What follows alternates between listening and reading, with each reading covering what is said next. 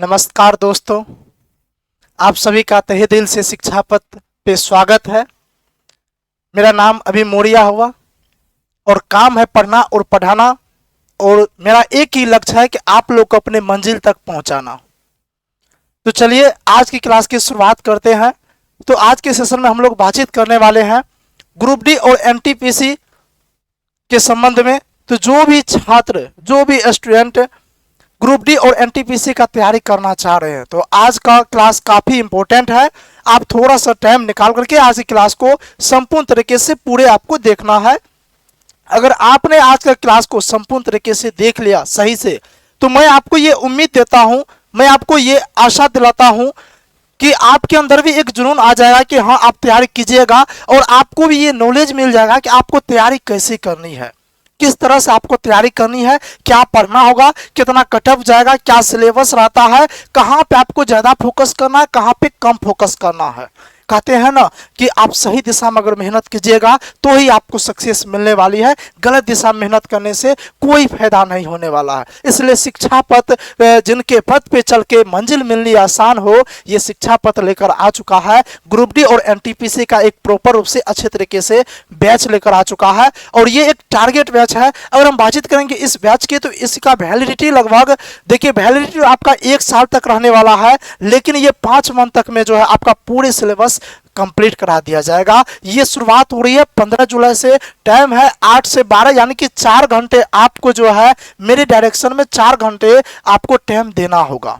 यहाँ एक टीम के द्वारा ये बैच लगाया गया है जिसमें सभी विषय पढ़ाया जाएगा। इसका फी जो रखा गया, अगर आप यहाँ फी की बातचीत करते हैं तो ज़्यादा नहीं है, 699 रुपया है। तो आप खुद देख सकते हैं, ये देखिए कंबाइंड बैच है।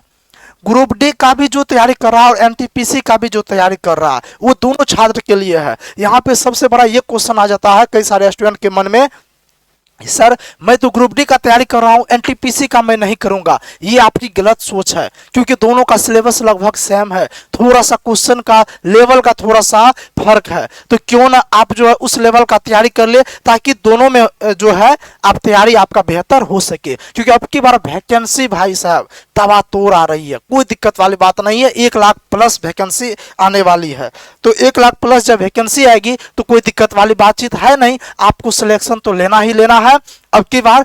तो चलिए अब हम देखते हैं इसमें जो है क्या सब क्या है नहीं है, सारा कुछ देखते हैं। आपका डेमो अवेलेबल है। तो इससे पहले देखिए, अगर आप किसी भी एग्जाम का तैयारी करते हैं, किसी भी एग्जाम का या तैयारी करना चाह रहे हैं, तो सबसे पहले उस एग्जाम के सिलेबस के बारे में जानना बहुत ही जरूरी हो जाता है। क्योंकि जब तक आपको ये पता ही नहीं होगा कि क्या पढ़ना है, कितना पढ़ना है, किस पे कितना फोकस करना है, तब तक आप सही दिशा में मेहनत नहीं कर पाइएगा। तो अगर आप सही में सिलेक्शन लेना चाहते हैं, आप एक अच्छे स्टूडेंट हैं, आपको चाहिए कि नहीं अब की बार हमको जो है सरकारी नौकरी चाहिए, तो चाहिए तो फिर जो है आपको सिलेबस अच्छे तरीके से समझना होगा। तो सबसे पहले हम सिलेबस समझते हैं। अगर यहाँ पे ग्रुप डी का सिलेबस देखते हैं, फिर एनटीपीसी का भी बताएंगे, थोड़ा सा धैर्य रख के दोनों को समझना है। ग्रुप डी का अगर सिलेबस देखिएगा तो इसमें जो है ना जीके से 20 क्वेश्चन, साइंस से 25 और मैथ से 25 और रीजनिंग से 30 क्वेश्चन, यानी कि टोटल 100 क्वेश्चन यहाँ पे पूछा जाता है। सबसे बड़ी वाली बातचीत ये आ जाती है, ग्रुप डी में मात्र एक एग्जाम होता है और उसके बाद फिजिकल होता है। फिजिकल इतना आसान होता है ना कि गांव देहात के लड़के तो ऐसे भी निकाल लेंगे। अगर हम बताएंगे कि लड़के को हम ये बताएंगे कि बताइए भाई साहब आप 100 मीटर 35 केजी वजन लेके आप नहीं जा सकते हैं, आप कहे सर हम तो 1 कुंटल उठा लेते हैं और आप तो 35 केजी का बातचीत करते हैं। हम गाँव के लड़के हैं, कहते हैं कि देसी देसी न बोला कर छोड़ी रे, वही वाली बातचीत आ जाती है। क्या अगर आप लोग देसी है या कोई भी थोड़ा शहर से भी, तो थोड़ा 35 केजी तो उठाना जो है ना थोड़ा सा नॉर्मल वाली बातचीत आ जाती है। तो फिजिकल यहाँ पे जो है ना आप लोग निकाल लीजिएगा, उसका आप लोग टेंशन नहीं लेना है। मेन चीज आ जाती है कि यहाँ पे जो है ना आपको ये फर्स्ट एग्जाम निकालने की बातचीत आ जाती है। तो यहाँ पे देखा जाए तो किस पे कितना फोकस करना। जीके में देखा जाए तो 20 क्वेश्चन ही पूछा जाता है, जीके में आपका सब सब्जेक्ट आ जाता है, तब मिला के आपका 20 क्वेश्चन, और साइंस में 25 क्वेश्चन, और मैथ में देखा जाए तो 25 क्वेश्चन, और रीजनिंग में 30 क्वेश्चन। यानी कि एक चीज तो आपका फिक्स हो गया कि आपको सबसे ज्यादा फोकस जो करना है ना वो किस पे करना है, सबसे ज्यादा फोकस किस पे करना है भाई साहब, तो सबसे ज्यादा जो फोकस करना है आपको वो करना है रीजनिंग पे, पहला नंबर आपको रीजनिंग पे। और रीजनिंग एक ऐसा सब्जेक्ट है ना, अगर आप अच्छे तरीके से एक बार पढ़ लीजिए, एक बार पढ़ लीजिएगा तो 30 में से 30 आप ला सकते हैं। 30 में से बहुत होगा ना, 28 27 आपका आएगा, उसमें कोई दिक्कत वाली बातचीत नहीं है। उसके बाद आप देखा जाए मैथ और साइंस का, तो देखिए मैथ भी जो है ना थोड़ा बहुत, हाँ बिहार के कुछ स्टूडेंट है या कई अदर स्टेट के जो है ना स्टूडेंट का थोड़ा सा वीक रहता है मैथ, लेकिन अगर आप अभी से अगर सिंसियर होकर मेहनत कीजिएगा तो मैथ भी आपका ठीक हो जाएगा। और 25 क्वेश्चन यहाँ से भी आप 25 में से 23-24 आप ला सकते हैं मैथ से। साइंस तो आप लोग का बैकग्राउंड रहता है तो साइंस आपका जो है ना थोड़ा सा बेसिक ठीक ही रहता है, तो साइंस में भी आप ला सकते हैं। मेन चीज आ जाती है जीके की बातचीत, जो कि 20 क्वेश्चन पूछा जाता है और सिलेक्शन भी जीके ही दिलाता है। होता क्या है, कई सारे स्टूडेंट को ये सब में टाइमिंग थोड़ा सा ज्यादा लग जाता है। मैथ रीजनिंग तो बनेगा लेकिन टाइमिंग थोड़ा ज्यादा लगता है, कुछ क्वेश्चन ऐसा रहता है जो कि टाइम ज्यादा ले लेते हैं, तो उनके लिए जो है ना आपका जीके बहुत महत्वपूर्ण हो जाता है। अब हम बातचीत करते हैं जीके में क्या पढ़ना होगा। देखिए मैं तो आपको जीके ही पढ़ाने वाला हूं, तो जीके में देखते हैं तो पॉलिटी हो गया, हिस्ट्री हो गया, करंट अफेयर, ज्योग्राफी, इकोनॉमिक्स और स्टैटिस्टिक्स जीके, इतना अगर सारा कुछ पढ़ते हैं तो जाके आपका जीके का 20 में से 20 क्वेश्चन आपका कवर हो जाएगा। अब बातचीत आ जाती है कि अब आप लोग के मन में ये क्वेश्चन आ रहा होगा कि सर इतना सारा कुछ पढ़ेंगे तब जाके हमें 20 क्वेश्चन बनेगा, और 20 में से भी हम तो इतना भुलक्कर है कि हमको सर उतना याद नहीं रहेगा, कितना भी हम पढ़ लेंगे कि 20 में से हमारा 15 ही बनने वाला है, तो इतने के लिए इतना ज्यादा मेहनत क्यों? क्योंकि सिलेक्शन यही दिलाता है। सभी स्टूडेंट यही तो गलती करते हैं, छोटी छोटी गलती, कि इस पे ज्यादा फोकस तो कर लेते हैं और जीके पढ़ते तक भी नहीं है। 10th पास पे है, जीके पढ़ते तक भी नहीं है और सबको लगता है कि हमारा सिलेक्शन हो जाएगा। नहीं बाबू भैया, ऐसा नहीं होता है। थोड़ा बहुत आपको सबको लेकर चलना होगा, तो इसलिए जीके पढ़ना उतना ही महत्वपूर्ण है जितना और सब सब्जेक्ट। जीके में बातचीत करेंगे, पॉलिटी से जो क्वेश्चन आता है, हिस्ट्री से जो आता है, कभी कभार कहीं से ज्यादा आता है, कभी कभार कहीं से कम आ जाता है, तो यहाँ पे आपको सब देखना। लेकिन इसमें से आप देखा जाए पॉलिटी हो गया, हिस्ट्री हो गया, करंट अफेयर हो गया और आपका स्टैटिस्टिक्स जीके हो गया, ये चारों मैं पढ़ाने वाला हूँ। मैं आपको अच्छी तरीके से इस तरीके से पढ़ाने वाला हूँ। अगर आप देखिएगा और नेक्स्ट जब क्लास या आगे अगर देखिएगा मेरा पढ़ाने का तरीका, तो आपको पता चल जाएगा कि मैं जो पढ़ाने वाला हूँ पहले सब्जेक्टिव फॉर्म में पढ़ाऊंगा, यानी कि पूरे आप कंसेप्ट क्लियर कर देंगे। फिर उसके बाद उसी चैप्टर का, उसी टॉपिक का ऑब्जेक्टिव क्वेश्चन करवाएंगे, ताकि जो है आपको कितना याद हुआ ये पता चल सके, और साथ में आपको जो है ना ये भी पता चल सके किस टाइप का क्वेश्चन पूछा जा सकता है, किस टाइप का क्वेश्चन पूछा गया है। ये सब जब तक आइडिया नहीं रहेगा तब तक जो है आपका अच्छे तरीके से तैयारी नहीं हो पाएगा। तो ये सारा आपका सब्जेक्ट हो गया। चलिए अब हम बातचीत करते हैं एनटीपीसी के सिलेबस का, क्योंकि देखिए हम आप लोग से एक ही विनती करके कहना चाहते हैं, जो भी 12th पास है वो ग्रुप डी का भी फॉर्म डालिएगा, एनटीपीसी का भी डालिएगा। देखिए एनटीपीसी जो है ना 12th पास पे भी है, लेवल 1 और 2 और 3 4 जो है वो ग्रेजुएशन पास पे है। वो हालांकि हम यहाँ पे नोटिफिकेशन तो आज पूरे डिटेल से हम बातचीत नहीं करने वाले हैं, ये तो क्लास चल रही है, तो क्लास के अंतर्गत बस आप ये जान लीजिए कि जो ग्रेजुएशन पास है आप ग्रेजुएशन वाला भी डालिएगा, और 12th जो पास है वो 12th लेवल 1 2 के लिए भी आप फॉर्म फिलअप कीजिएगा, और जो सिर्फ 10th पास है वो ग्रुप डी डालिएगा। अन्यथा जो ग्रेजुएशन पास है उनको तीनों यानी कि तीनों में फॉर्म भरना है, यानी कि एनटीपीसी ग्रुप डी भी डालना है और 12th पास वाले भी एनटीपीसी ग्रुप डी दोनों का तैयारी करना है, क्योंकि सिलेबस थोड़ा बहुत सेम है। ठीक है, तो सिलेबस देखते हैं। देखिए एनटीपीसी में 2 एग्जाम होता है, एक होता है सीबीटी 1 और एक होता है सीबीटी 2, यानी कि 2 एग्जाम होता है। ग्रुप डी में तो 1 एग्जाम था, लेकिन इसमें 2 एग्जाम होती है। अगर देखा जाए सीबीटी 1 में तो यहाँ पे 90 मिनट यानी कि 1.5 घंटा का समय मिलता है, और इसमें जीके और साइंस से 40 क्वेश्चन पूछा जाता है। तो यहाँ एक आपको समझ में आ गया होगा बाबू भैया, क्या भाई साहब, कि जीके और साइंस मिला के 40 क्वेश्चन आता है, और मैथ से 30 क्वेश्चन और रीजनिंग से 30 क्वेश्चन, टोटल 100 क्वेश्चन। अब आपको समझ में आ गया होगा कि मैं जीके को फोकस क्यों करने के लिए बोल रहा था, क्योंकि यहाँ पे जीके और साइंस से 40 क्वेश्चन आ जाता है। 40% भाई योगदान जीके और साइंस का है, तो क्यों ना आप जीके और साइंस को थोड़ा मजबूत कीजिएगा। करना तो पड़ेगा, तभी जाके आपका सिलेक्शन होगा, ऐसे तो होता नहीं है। तो उसके बाद मैथ रीजनिंग भी अपने जगह जो है अहम भूमिका निभा रही है। ये हो गया सीबीटी 1 का। अगर आप इतना सारा कुछ पास कर लेते हैं, इतना अगर आप कवर कर लेते हैं, हम पढ़ने का तरीका भी बतलाएंगे किस तरह पढ़ना, टेंशन नहीं लीजिए। तो ये सारा कुछ अगर कर लेते, 100 क्वेश्चन का रहता है, तो ये आपका हो गया 1.5 घंटा का समय रहता है, 1.5 घंटा में आपको सोल्व करना रहता है। तो यहाँ पे जीके जीएस बहुत ही महत्वपूर्ण हो जाता है। फिर सीबीटी 2 में जाइएगा, जैसे आप सीबीटी 1 पहला एग्जाम पास कर जाइए एनटीपीसी में, फिर सीबीटी 2 में जो जाइएगा तो दूसरा एग्जाम ये भी आपका 1.5 घंटा यानी कि 90 मिनट का होगा, लेकिन इसमें जीके और साइंस से 50 क्वेश्चन रहता है। आप देख रहे भाई साहब, 50 क्वेश्चन जो है ना जीके और साइंस से रहता है। और उसके बाद देखा जाए मैथ से 35 क्वेश्चन और रीजनिंग से 35 क्वेश्चन, यानी कि टोटल 120 क्वेश्चन 1.5 घंटा में। यानी कि सीबीटी 2 आपका ये टेस्ट करता है कि आप फास्ट तरीके से सॉल्व कर पाते हैं कि नहीं। यानी कि आप इसका जो क्वेश्चन थोड़ा सा इजी रहता है, लेकिन यहाँ ये मांगता है कि आपको फास्ट सॉल्व करना है, जल्दबाजी में आपको जो है ना आंसर देना है, क्योंकि आपका टाइम उतने है, क्वेश्चन की संख्या बढ़ गई है। और यहाँ पे देखा जाए और सबसे फास्ट अगर करना है तो जीके जीएस आपका मजबूत रहना चाहिए। क्यों? आप कितना भी पढ़ लीजिए, मैथ रीजनिंग में आप अच्छा स्कोर तो कर जाइएगा, लेकिन टाइम ज्यादा ले लेगा। जब टाइम ज्यादा ले लेगा तो भाई साहब यहाँ तो टाइम का ही तो बचत चाहिए ना। टाइम की बचत के लिए जीके जीएस अमृत के समान हो जाती है। तो जीके जीएस को फोकस ज्यादा करना है, इसलिए लेकर कि जब तक जीके जीएस आपका अच्छी तरीके से रहेगा, ये आपका टाइम मैनेजमेंट करने में बहुत अहम भूमिका निभाती है। यही सब छोटी छोटी बात तो कई सारे स्टूडेंट को मालूम नहीं होता है, और वो क्या करते हैं, सारा कुछ गलत तरीके से जो है तैयारी करते हैं। उससे क्या होता है, सिलेक्शन में बाधा आ जाती है, फिर सिलेक्शन बहुत दूर हो जाता है। फिर विद्यार्थी को लगता है कि सिलेक्शन बहुत टफ है, सरकारी नौकरी बहुत टफ है। अरे सरकारी नौकरी टफ नहीं है, बस शर्ते आप अच्छे तरीके से तैयारी नहीं कर रहे हैं, सही दिशा में तैयारी नहीं कर रहे हैं।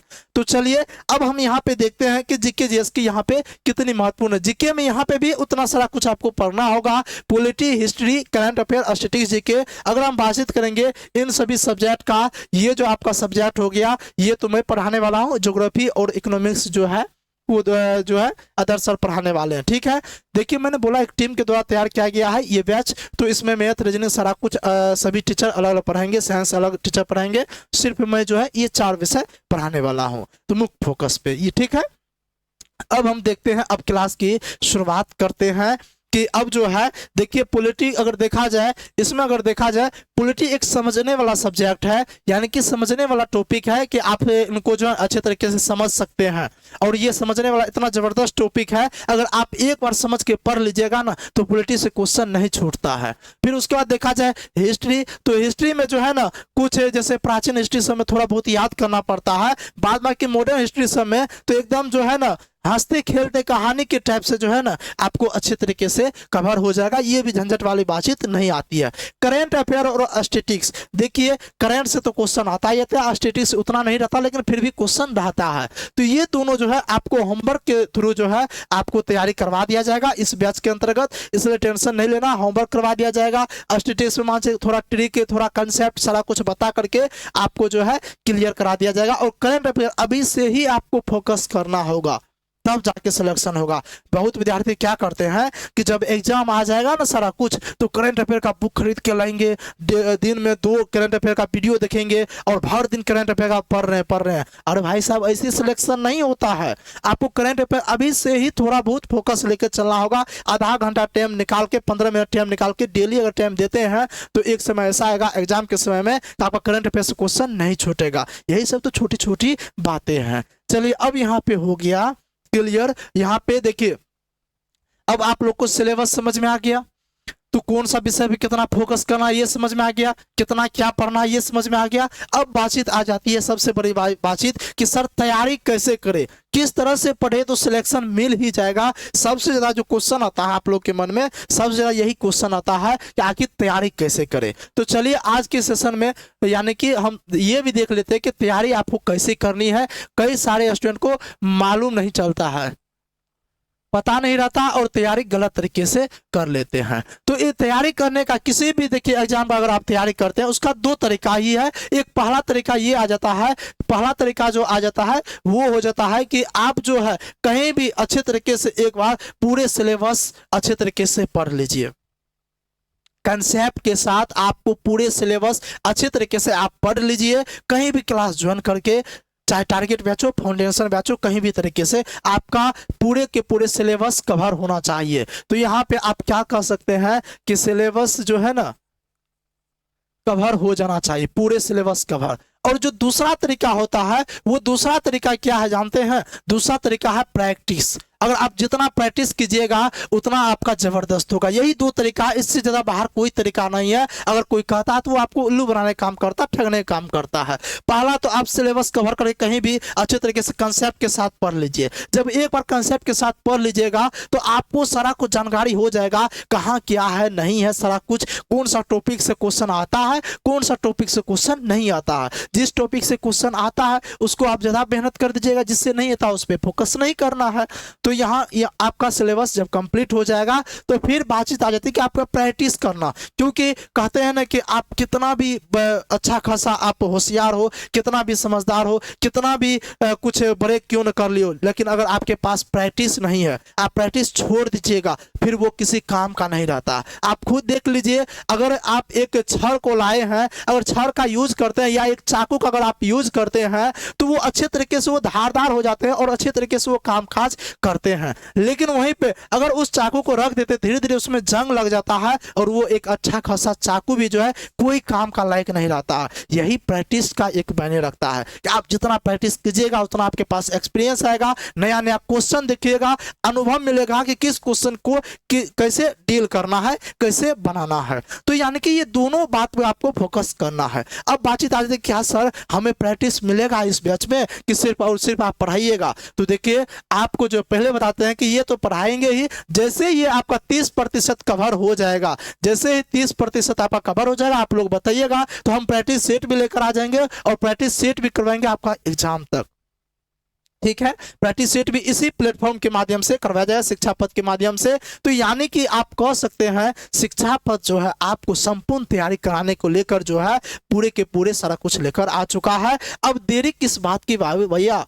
देरी अगर अब आप में है ये आपकी गलती होगी, कल सिलेक्शन नहीं होगा ये आपकी जिम्मेदारी होगी। आप किसी को मत कोसिएगा कि सिलेक्शन में जो है ना हमको बेस्ट प्लेटफॉर्म नहीं मिला। शिक्षा पथ एक बेस्ट प्लेटफॉर्म है, एक बार आप पढ़ के देखिए। जितने भी स्टूडेंट अभी तक में पढ़े हैं काफी ज्यादा सिलेक्शन अभी तक में लिए भी है। हालांकि जब समय आएगा सारा कुछ बताया जाएगा। तो चलिए अब बातचीत आ जाती है क्लास की शुरुआत करने की। तो देखिए, हम जो है आधुनिक हिस्ट्री से शुरुआत करने वाले हैं, आधुनिक इतिहास से शुरुआत करने वाले हैं। तो वो जो है एक बहुत ही महत्वपूर्ण हो जाता है, क्योंकि आधुनिक इतिहास से सबसे ज्यादा पूरे अगर हिस्ट्री में बातचीत किया जाए तो हिस्ट्री में जो है चार मत यानी कि आ जाता है हिस्ट्री में। जैसे प्राचीन इतिहास हो गया, मध्यकालीन इतिहास हो गया, आधुनिक इतिहास और विश्व इतिहास। यानी कि एंशिएंट हिस्ट्री, मिडिएवल हिस्ट्री और उसके बाद मॉडर्न हिस्ट्री और वर्ल्ड हिस्ट्री, चार हिस्ट्री आता है। और चारों में जो है सबसे ज्यादा जो पूछा जाता है क्वेश्चन वो मॉडर्न हिस्ट्री से क्वेश्चन पूछा जाता है, आधुनिक इतिहास से क्वेश्चन पूछा जाता है। ये सबसे महत्वपूर्ण हो जाती है। तो सबसे पहले हम आधुनिक इतिहास को ही पढ़ लेते हैं, वो बेस्ट रहेगा। चलिए, पढ़ने से पहले थोड़ा बहुत आप लोग को मोटिव कर देते हैं, मोटिवेशन। एक कोई शायर बहुत ही जबरदस्त शायरी बोले हैं कि जीतूंगा मैं ये खुद से वादा करो, जीतूंगा मैं ये खुद से वादा करो, जितना सोचते हो उससे ज्यादा मेहनत करो, जितना सोचते हो कोशिश उससे ज्यादा करो, तकदीर भी रूठे पर हिम्मत न टूटे, तकदीर भी रूठ जाए पर आपका हिम्मत न टूटे, मजबूत इतना अपना इरादा करो। समझे? तो आप अपना इरादा मजबूत कीजिए, लक्ष्य मजबूत कीजिए और अब जो है आप अपना लक्ष्य जो है फिक्स कर लीजिए। और ये लक्ष्य जब आपका फिक्स हो जाएगा उस दिशा में मेहनत करना शुरू कर दीजिए और सिलेक्शन अब आपका मिल जाएगा। चलिए अब हम शुरुआत करते हैं पढ़ाई की। तो देखते हैं आधुनिक इतिहास का सिलेबस। सबसे पहले हम जान लेते हैं कि आधुनिक इतिहास में जो मैं पढ़ाने वाला हूँ ये सिलेबस क्या रहने वाला है। ये सिलेबस के बारे में अच्छे तरीके से हम देख लेते हैं, क्योंकि सिलेबस आपको मालूम चलेगा तो जैसे जैसे हम पढ़ाते जाएंगे आपको ये बात पता चलते जाएगा कि हाँ कौन सा टॉपिक खत्म हो गया, कितना बचा हुआ है और कितना पढ़ना है। चलिए, तो सबसे पहले अगर हम देखते हैं तो ये पहला चैप्टर आ जाता है आपका क्या, पहला चैप्टर जो है आधुनिक इतिहास में जो पढ़ाने वाले हैं तो पहला चैप्टर हो गया भारत में यूरोपीय कंपनी का आगमन। देखिए, आधुनिक इतिहास में पढ़ना क्या होता है। पूरे इतिहास में जब से ये जो है ना यूरोपीय कंपनी आगमन हुआ, जैसे ब्रिटिश ईस्ट इंडिया कंपनी, पुर्तगाली east India company, Dutch, Danish, ये सब का आगमन हुआ व्यापार करने से, तब से लेकर आजादी तक पढ़ते हैं, तब से लेके कब तक पढ़ते हैं, आजादी तक पढ़ते हैं, ये मॉडर्न हिस्ट्री के अंतर्गत।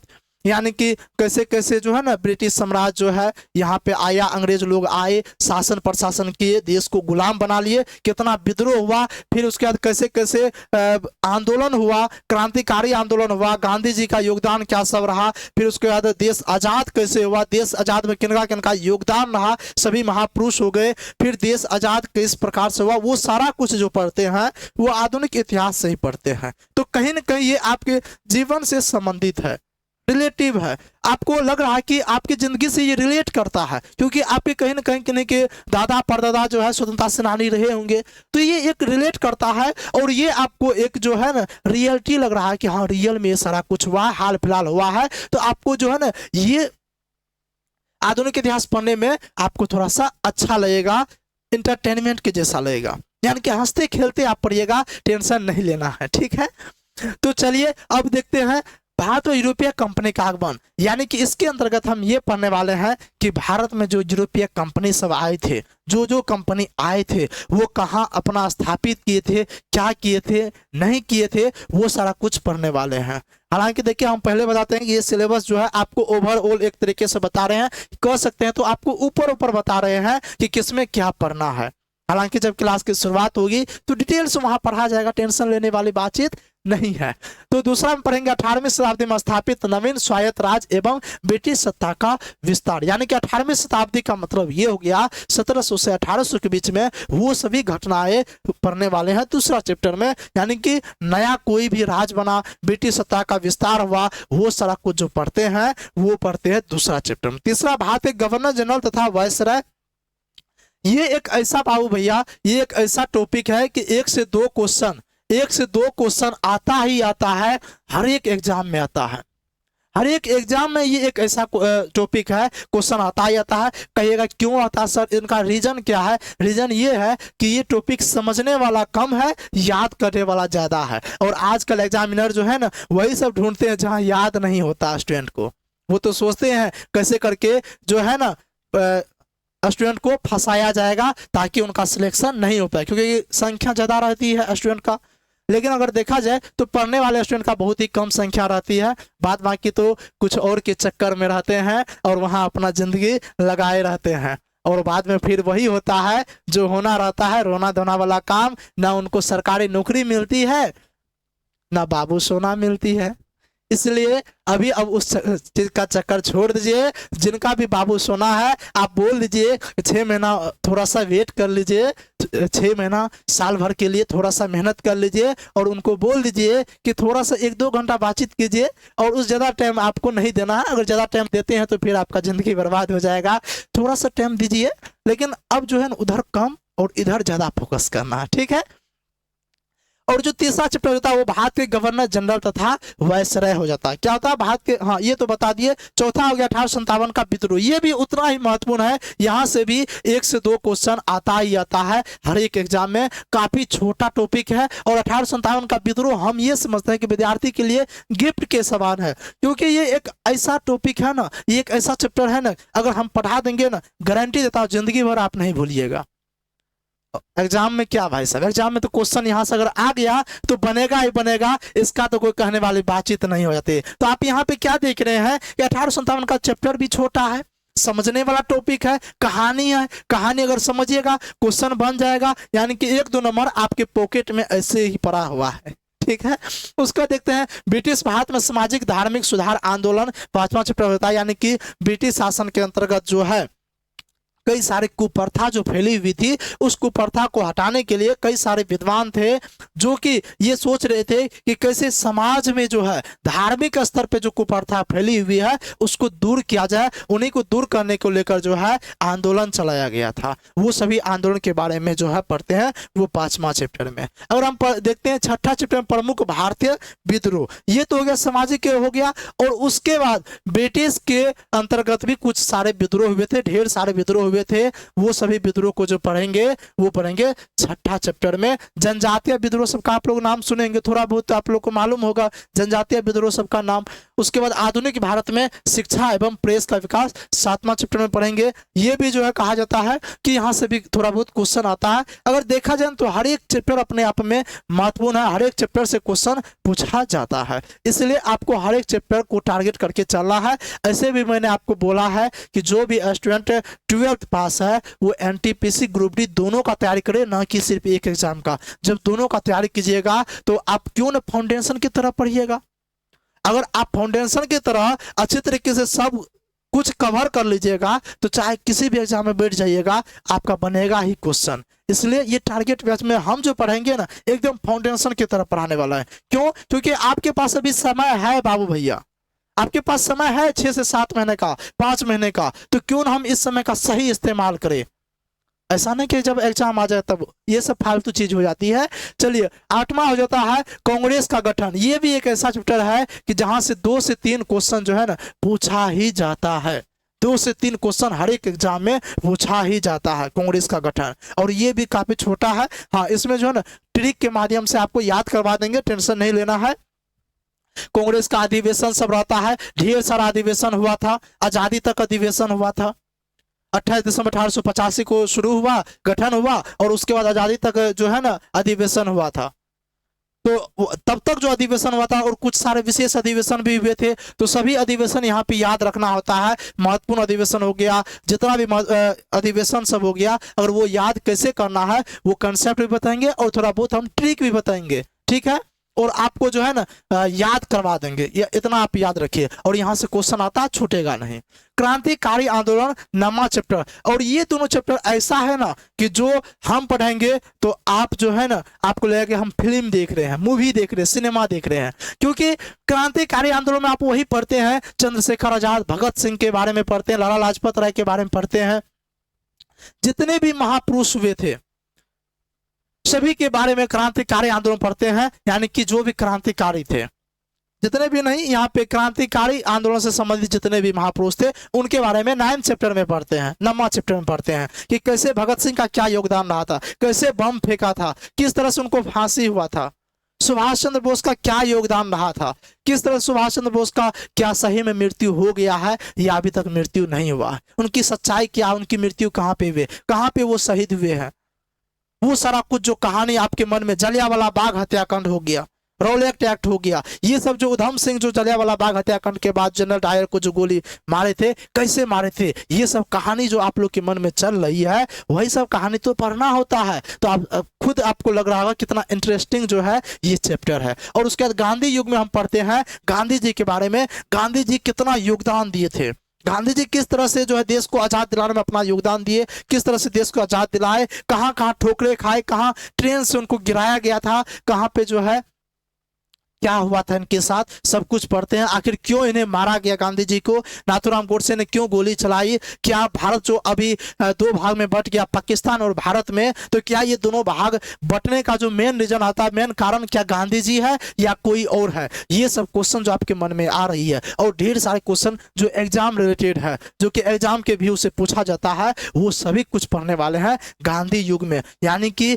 कहा जाए तो पूरे अगर देखा जाए स्वतंत्रता आंदोलन देखा जाए तो यही 4 से 5 चैप्टर स्वतंत्रता आंदोलन में थोड़ा ज्यादा महत्वपूर्ण हो जाती है। ये सबसे बड़ा चैप्टर हो जाता है। तो सबसे अगर बड़ा चैप्टर है बाबू भैया तो टेंशन नहीं लेना है, यहाँ से क्वेश्चन भी ज्यादा आता है। दूसरी वाली बात ये आ जाती है कि यहाँ ये पढ़ने में भी इंटरेस्टिंग पॉइंट है। तो अब तो आपको ये पता चल जाएगा कि आधुनिक के इतिहास में आप क्या पढ़ने वाले हैं। तो आपका क्लास आधुनिक इतिहास से शुरू हो जाएगा, यानी कि अब इसके बाद जो आपका नेक्स्ट जो क्लास होगा, आज का जो है मेरे ख्याल से यहीं तक रहने देते हैं। आप नेक्स्ट क्लास जब देखिएगा तो आपको पता चल जाएगा कि हम किस तरीके से पढ़ाते हैं। इसमें तो ओवरऑल हम जो है थोड़ा सा आपको ये बताए कि मेहनत कैसे करना है, किस तरह से करना है, किस दिशा में करना है, किस पे ज़्यादा फोकस करना है, ठीक है। तो ये सारा कुछ बताए, आपको सिलेबस सारा कुछ बताए। यहाँ पढ़ाए तो है नहीं, तो इसलिए बहुत सारे स्टूडेंट को अगर ये लग रहा होगा कि हमको जो है ना अच्छे तरीके से ये नहीं लगा, वो नहीं लगा, तो यहाँ हम पढ़ाए थोड़े नहीं पढ़ाए। आप जब मेरा नेक्स्ट क्लास दिखेगा वहाँ पढ़ाएंगे अच्छे तरीके से, तो फिर आपको पता चल जाएगा कि किस तरीके से पढ़ाते हैं। फिर आपको वही वाला फीलिंग्स आ जाएगी अच्छी वाली कि हाँ लगेगा कि आप सही जगह आए हैं, सही जगह आप पढ़ाई कर रहे हैं और एकदम मजा आएगा। और जीके जीएस जो है ना मनोरंजन वाला चीज है। ये कुछ सर है या कुछ ऐसे है कि जो इस टाइप से पढ़ाते, इतना सिंसियर होकर पढ़ाते हैं ना कि लगता है स्टूडेंट को क्या कि एकदम बहुत हार्ड सब्जेक्ट है, याद नहीं होता है, इतिहास में ईस्वी कैसे याद रखेंगे। अरे सब इंटरेस्टिंग पॉइंट है, सब इंटरेस्टिंग सब्जेक्ट है ये जीके जीएस। हंसते खेलते आप पढ़ लीजिएगा, सिर्फ आप वीडियो भी क्लास भी कर लीजिएगा ना तो भी जो है ना अच्छा खासा आपको लगेगा कि हाँ जो हमारा सारा कुछ हो रहा है। इसलिए टेंशन नहीं लेना है, जैसे जैसे गाइडेंस करेगा उसे से आप कीजिएगा तो आपको पता भी नहीं चलेगा और आपका तैयारी भी बेहतर हो जाएगा। क्योंकि जब प्रैक्टिस सेट लगाएंगे और लास्ट में हम टेस्ट लेंगे तो आपको खुद पता चलेगा कि हाँ टेस्ट में आपका स्कोर अच्छा आएगा। हाँ एक बात और कि इस क्लास में जब हम टेस्ट लेंगे तो हम प्राइज भी देते हैं। मेरा ये जो है ना ये हैबिट ही है, आप कह सकते हैं कि हम जो है प्राइज देते हैं अगर जिनका अच्छा खासा स्कोर रहता है। तो आप जैसे पढ़ते जाइएगा, जो भी अच्छे खासा स्टूडेंट होंगे तो वो तो मान के चलिए 699 रुपया ज़्यादा है नहीं, वो आप जो है ना प्राइज के तौर पे भी, हम प्राइज के तौर पे रुपया ही देते हैं, ज़्यादा कुछ देते नहीं है। रुपया इसलिए देते हैं क्योंकि हमको मालूम है कि स्टूडेंट के लाइफ में रुपया बहुत ज़्यादा महत्वपूर्ण होता है। 10 रुपया 15 रुपया, अगर 10 रुपया बच जाता है तो वो सब्जी ला सकता है। हमको मालूम है कि कई सारे ऐसे स्टूडेंट होंगे जो मिडिल फैमिली से आते होंगे, उन सभी के लिए एक सुनहरा अवसर है कि आप जो है बैच परचेज भी कर लिए तो उसके बाद आप जो है प्राइज के तौर पे जो है सारा कुछ आप ऊपर कर सकते हैं क्या। तो उम्मीद करते हैं आज का सेशन, आज का क्लास अच्छा लगा हो। तो इस क्लास को जो है अगर कहीं भी देख रहे हैं, अगर शेयर वेयर करने हैं तो शेयर वेयर कीजिएगा, सभी दोस्त भाई बहन सबको बताइएगा कि जो है कि एक बार जुड़ने के लिए सारा कुछ, अगर शायद डेमो वेमो अगर उपलब्ध है तो आप डेमो सब देख लीजिएगा, सारा कुछ अपना क्लियर हो जाएगा। सारा कुछ ये इंक्वायरी नंबर सब भी दिया गया तो आप इंक्वायरी नंबर पे अपना बातचीत आरोप कर लीजिएगा। तो कल के नेक्स्ट क्लास से हम शुरुआत करते हैं आधुनिक इतिहास का। तो आप लोग तैयार होकर जुनून के साथ एकदम उम्मीद के साथ आइए क्लास करने के लिए। तो मिलते हैं नेक्स्ट क्लास में, तब तक के लिए जय हिंद।